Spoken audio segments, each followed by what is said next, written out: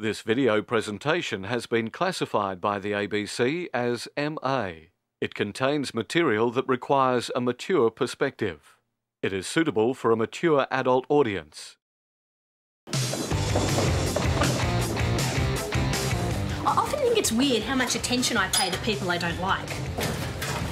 Especially online. All the crap they post. On Facebook, I'm friends with my schoolyard enemies just to see what they're up to now. I subscribe to Justin Bieber's YouTube channel. So annoying. And I'm always excited when someone like Australian Christian lobby boss Jim Wallace tweets something dumbass about gays or Muslims, like he recently did on Anzac Day. Just hope that as we remember servicemen and women today, we remember the Australia they fought for. Wasn't gay marriage and Islamic. Now there's a trifecta: homophobic, bigoted and grammatically incorrect. Douchebag! And apparently I'm not alone in my habits. There's even a term for this behaviour. It's called hate following. The idea that we feel compelled to pay close attention to folks who piss us off, like a Twitter soap opera. I don't know why they follow you. They just follow you to get outraged. It's like, well, I don't pay any attention. I don't hate follow anyone. I don't pay any attention.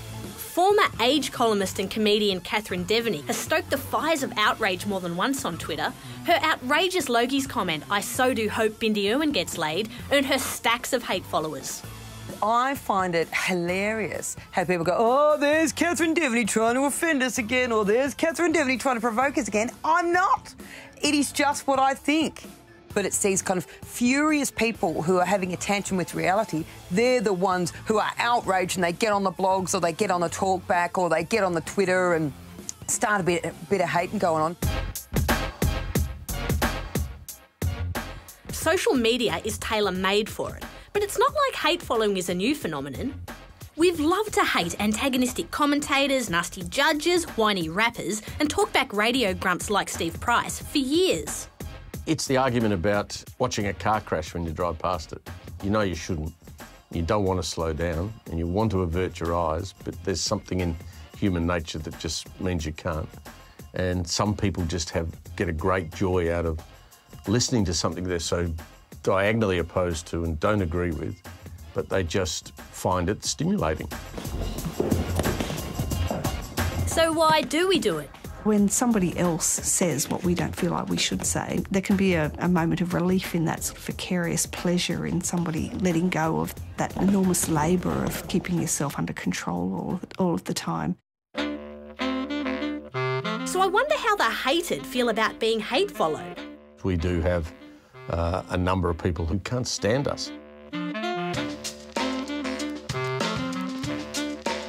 And I probably should stop myself looking at the Twitter responses while I'm on air, because it doesn't do your confidence a lot of good when, you know, Twitter after Twitter is saying that what you're doing on air at the moment is crap and you should get off.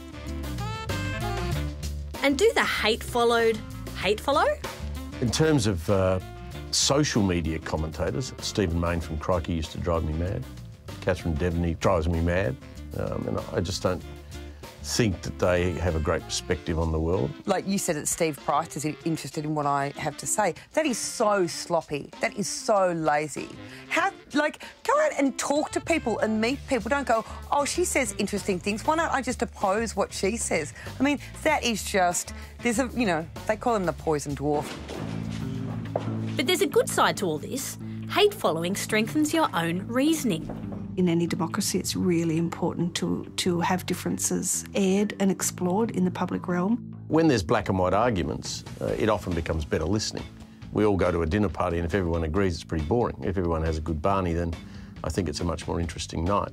If they listen very generously and openly to their opponents, then they will have to come up with stronger arguments themselves. You have to actually be honest in your opinions. If you don't truly believe it, don't say it.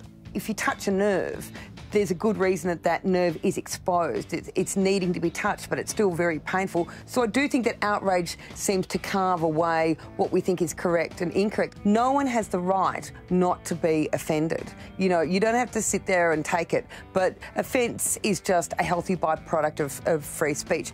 I think it's only a good thing to get it out in the open if people feel those kinds of hate feelings. It's better to have them acknowledged and explored and reasoned with than just repressed. little surge of anger at someone you hate follow is an awesome adrenaline hit and makes you feel that little bit superior. As Ernest Hemingway so eloquently put it, the beast at the bullfight is the crowd. That's us, folks. We're all guilty of sipping on the haterade now and then.